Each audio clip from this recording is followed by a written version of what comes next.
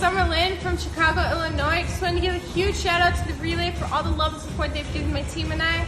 And make sure you stay tuned for all the latest boxing news. Welcome to the motherfucking Relay. We're covering today's top boxing news. Ow! Okay, we'll start with this. I'm sure you've heard already. It appears that Natasha Jonas, reigning WBO junior middleweight champion, is set to unify titles in September with unbeaten Swedish champion, unbeaten WBC champion of Sweden, Patricia Berghult. This news caught me by surprise, and my initial reaction to it was that, Natasha Jonas made the right move. She did. And this is further indication of that. She made the right move migrating from Matchroom over to Sky and Boxer, and that's not a slight at Matchroom. That's not a shot at them. They've groomed a lot of talent over there, but you do have to wonder if Natasha Jonas would be where she is right now had she stayed over there. I think that's a legitimate question. If Natasha Jonas were still at Matchroom, would she be a champion right now? Would she be going into a unification match? Would she be taking a backseat to other fighters? I always felt that Natasha Jonas, and a part of the reason she left is she didn't want to play second fiddle to anybody. She wanted to be with an outfit that would prioritize her career just as much as someone else's. Matchroom does have a robust stable, a lot of fighters, a lot of champions. Again, that's not a shot at Matchroom, but I do feel that because Sky and Boxer are trying to carve out their own lane and build up their own stable of fighters, Natasha is getting a level of attention there that she perhaps wouldn't have gotten at Matchroom. So, migrating over to Sky and Boxer was the best move for her. We heard a very similar sentiment expressed in reference to the career of Lawrence Okolie and what he was offered to cross over to Sky and Boxer, as opposed to the current situation he's got going on with Matchroom and DAZN. And Eddie Hearn said it himself. People over there at Sky and Boxer want to make Lawrence the face of their platform, the face of their outfit. That's not about to happen at Matchroom and DAZN, so if that's what's best for him, go on. It's what Natasha did, and she's doing just fine. She's set to be facing Patricia Berghult in September. Patricia Berghult is approximately 10 years younger than Natasha Jonas, naturally bigger. She's a natural junior middleweight, as opposed to Natasha, who we all know moved up from super featherweight up to lightweight, more recently all the way up to junior middleweight. Patricia Berghult's an orthodox fighter, whereas Natasha, she's a southpaw. Natasha, who was last in action in February of this year against former IBF champion Chris Namis, who was standing in for Eva Pietskowska, the fight for the vacant WBO title, the newly vacated WBO title. We all know what happened. Before that, Natasha Jonas was in action 2 times last year. In May against Katie Taylor, then again in November against Vaida Maisokaite. She's been busy. She's been fighting. She fought 2 times last year. She's set to be fighting 2 times this year. This Patricia Berghult unification match will be her second fight in the year of 2022. When it comes to Patricia Berghult, she's been less active than Natasha. She only fought once last year against Olivia Belkacem. That was late last year. That was in November. She was supposed to be fighting Cecilia Brækhus this month on the 13th on the undercard of Oscar Rivas versus Lukas Rozansky, but that fight got postponed due to logistical issues, and as a result, Patricia decided to go in a different direction. She decided to go her own route. She's supposed to be facing Natasha Jonas now, and I didn't know that this was going on behind the scenes, you understand, but a few days ago, this was just an idea that I was bouncing around, that if Hannah Rankin, who Natasha Jonas was hoping to unify with later on this year, if Hannah Rankin looks to be going in the direction of a Terry Harper fight, why don't the people at Sky and Boxer offer Patricia Berghult whatever it was they offered Hannah Rankin? Offer Patricia whatever you offered Hannah and see if you can't get her in the ring. That was an idea that I was just playing with. I didn't know that they were actually working on it. I didn't know that they were actually going to do it. They did it. Here we are. Patricia Berghult is a better opponent choice than Hannah Rankin, I'd say, at least on paper, because she actually beat Hannah Rankin some time ago. A little over 2 years ago in November of 2019, she won a decision against Hannah. So in many ways, this is a better fight than the Hannah Rankin fight. This is a better unification match than the Hannah Rankin unification match because Patricia Berghult has beaten Hannah Rankin before. She aspires to beat Natasha Jonas. And Natasha aspires to beat her, take her green belt, take her WBC title. Can she do it? Well, Patricia Berghult is an unbeaten fighter. Until further notice, she doesn't know how to lose. Sporting a professional record of 15 wins, no losses, no draws, with 3 knockouts. The quality of competition is nowhere near as good as Natasha's, but she is a younger, naturally bigger fighter. I think Natasha Jonas has the better resume by far and wide. I mean, even her short notice knockout win over Chris Namas. Former IBF junior middleweight champion Chris Namas is somewhat on par with Patricia Berghult's decision win over Hannah Rankin, who wasn't a champion at the time. She wasn't a champion when they fought. Overall, I think Natasha has a better resume, has been facing better fighters than Patricia Berghult, though she still is a naturally smaller fighter than Patricia Berghult. There's always going to be an element of danger whenever Natasha Jonas sets foot in the ring, junior middleweight division, because we know she's not a true junior middleweight. She's a smaller fighter that moved up in weight. As Patricia Berghult now sets her sights on Natasha, shifting her focus from a camp for breakers to a camp for Jonas. This is almost an unofficial announcement for Harper versus Rankin. As far as Marie-Eve Dicaire, I don't know, maybe she'll look to fight Cecilia Brækhus. She's not doing anything right now. Maybe Yvonne Michaud and the people at gym can set something up between them. To my knowledge, Marie's not under any orders to face any mandatories right now. Cecilia likely still wants a title shot. Maybe they can make that happen. Jonas versus Berghult was a welcome bit of news. Very exciting times at junior middleweight.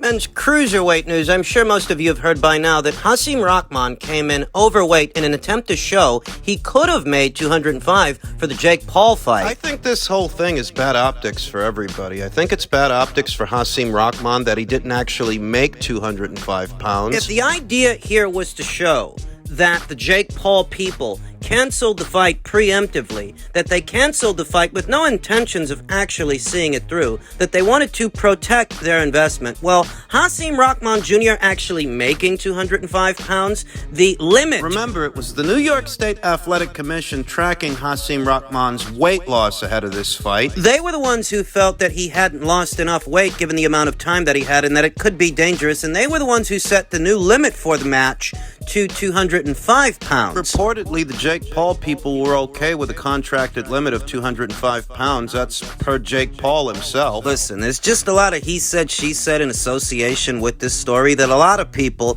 they ain't got time for it. It's not important enough to them to figure out what exactly is going on here, so they're taking whatever's happening at face value. And on the face of it, to some people, Hasim Rahman Jr. is just unprofessional. That's how some people feel about it. Other people feel that the Jake Paul people took the first opportunity to call this thing off. That at the first sign of trouble, Team Jake Paul and the people over there at Showtime decided to scrap the card, the whole card in its entirety, in order to protect their investment, as they are very much invested in Jake Paul, and Stefan Espinoza said that himself. They're in the Jake Paul business. They're in it for the long haul. I myself feel that the truth in its entirety isn't mutually exclusive. More than one thing can be true simultaneously. More than one thing can be true at the same time. That while Hasim Rahman Jr. not being able to make 200 pounds, even though initially that was the contracted weight, while that might be unprofessional. And he admitted that himself. He admitted that on camera, that he couldn't make the weight even though that's what he signed up for. While that might lend itself to the fight's cancellation,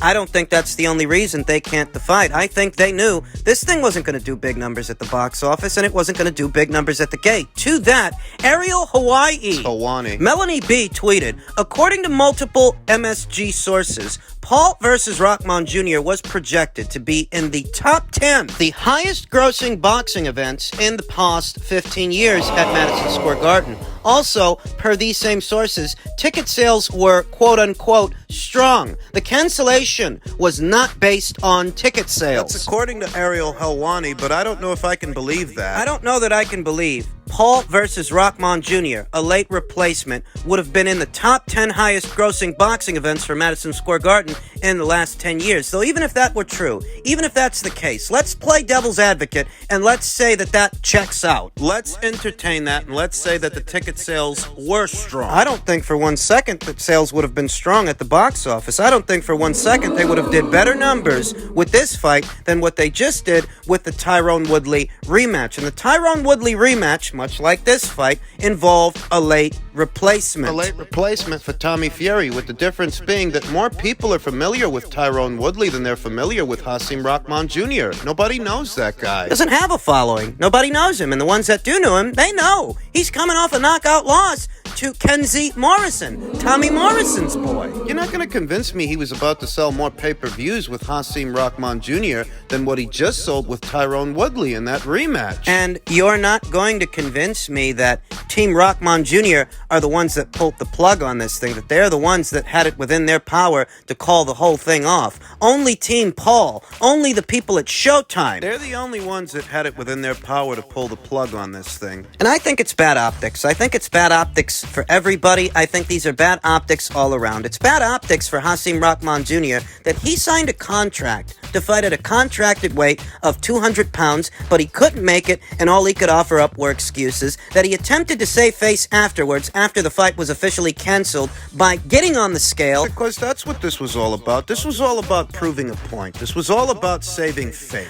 Rahman Jr. was quoted as saying, I didn't make 205, but if I didn't make 205, and I made 206, then I was going to be fined 25% of my purse. So, I would have took the 25% fine, and we would have fought. That's what he signed up for. Jake signed that contract just like I signed it. To which Showtime executive Stefan Espinoza replied, clearly he didn't read the contract. Once the weight was increased to 205, the ability to weigh in overweight was removed. Over 205, and there would be no fight. Fine applied only for weighing in over 200, not 205. It's bad optics for Rahman Jr. as a professional that he couldn't make 200 pounds even though he signed up for 200 pounds. And it's bad optics for Team Paul, Jake Paul, who wants to pass himself off as a legitimate boxer, a legitimate pugilist, but in a situation like this, would a legitimate pugilist let an entire camp go to waste, cancel the entire card, the entire fight, over a couple of pounds? Bear in mind that it's not like this is a title fight. It's not like there's a world title on the line. And it's not like this doesn't happen all the time in the sport of boxing. It literally just happened between Mighty Mo Hooker and Blair the Flair Cobbs. Mighty Mo Hooker blew the weight, couldn't make 147 pounds, and Blair the Flair decided it's all right, it's okay. The show must go on, and the show is going on tomorrow night by way of a Golden Boy promotion show being shown on DAZN, the Virgil Ortiz fight. If Jake Paul really wanted to convince the world that he's a serious boxer and he's a serious professional, then the fight would have went on. And that's why everybody's scrambling with their side of the story in an effort to save face. They don't want it to be their fault. But you tell me, who has the power? Who really has the power to pull the plug on the entire card? The card in its entirety. Team Rahman or Team Paul? Use your fucking head. It's bad optics for Jake Paul because he's trying his best to sell himself as a legitimate pugilist, a legitimate prize fighter. And a look behind the curtain reveals that there's something going on here. Something's not right about all of this. Even if you can't quite put your finger on it now, there's something going on. And to those who don't follow the sport as closely as I or you, they just take it all at face value. And to those people, every time Jake Paul's supposed to box a legitimate boxer, an actual boxer, something goes wrong. You're not going to lose sleep trying to figure out who's really to blame for all of this and what's really going on here. Seeming more and more like a circus that you don't want a ticket to.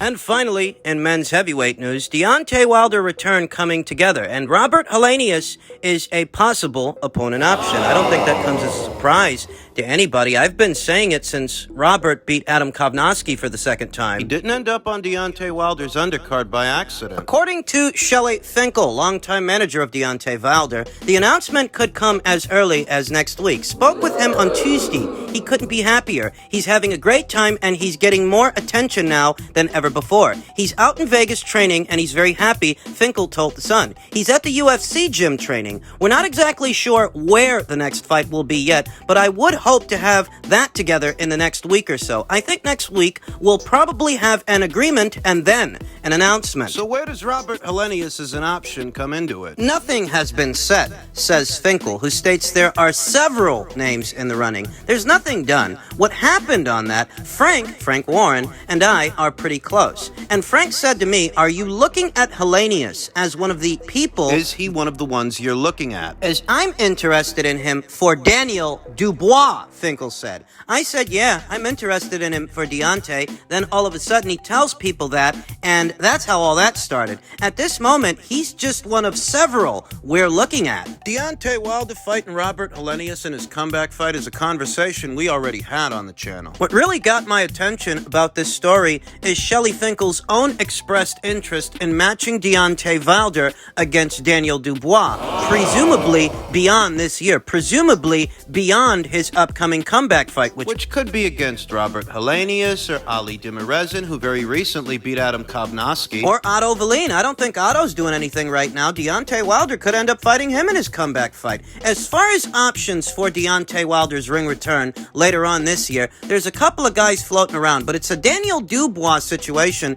that caught my attention. Remember, it's Shelly Finkel that's interested in matching Deontay against Daniel. And it's not like Shelly and Frank haven't done business independently before. They have. That's how the first Deontay Wilder versus Tyson Fury fight happened. That was before Top Rank signed Fury. That's before Top Rank even got involved. Now, a lot of people are expecting that Deontay Wilder could end up facing the winner of Andy Ruiz versus Luis Ortiz if the winner ends up being Andy Ruiz, because he's already beat Luis Ortiz 2 times. He's already knocked him out 2 times. But if the winner ends up being Andy, that's another possible option for Deontay in 2023. But if it happens the other way, and Luis Ortiz upsets the apple cart for the former unified heavyweight champion, I don't think anybody's expecting Wilder to fight him for a 3rd time. Enter Daniel Dubois. If Luis Ortiz beats Andy, Deontay can fight Daniel Dubois. Why not? It'd be a more high-profile fight for Daniel than any fight that Frank can put together for him on his side of things independently. He'd make more money fighting Deontay than he'd make fighting Joe Joyce in a rematch. On Wilder's end, Daniel Dubois is beatable enough. It's an interesting engagement, but manageable, because Daniel Dubois, he's a hard puncher, young guy, but he doesn't move his head. That's why Joe Joyce was able to land so many jabs on that guy, and if you can land the jab, you can land the straight. You can land the backhand, the right hand, and that is Deontay Wilder's money punch after all. That's what he spends the duration of a fight looking to land, the big right hand. That rhymed. Daniel Dubois has no formal affiliation to any promotional outfit here in the United States that would hinder such a fight from taking place, so you could do it to where the fight happens here in America, gets aired on Showtime. Queensbury Promotions and BT can show it in the UK, same as what they did with the first Wilder versus Fury fight. It can happen. Daniel Dubois is currently in possession of a WBA baby belt, a secondary title, and we all know how much those PBC fighters love those baby belts, those WBA secondary titles. Even if the hardcore boxing fan knows the difference between a full title and a secondary title, that's not going to stop the PBC from billing that fight as a full-fledged title fight. What they've been doing with all of Gervonta Davis's fights between 135 and 140 pounds. Think about the world title picture. It's not likely that Deontay gets the winner of Joshua versus Usyk 2 in the ring, and he's already got the crap kicked out of him by Tyson Fury 2 times. It's not likely he fights that guy again. And in the greater scheme of things, it's not likely that Deontay Wilder sees himself become a full-fledged world champion again. So this would be his best bet. Would be the closest thing to Deontay Wilder becoming a 2-time heavyweight champion. It could happen.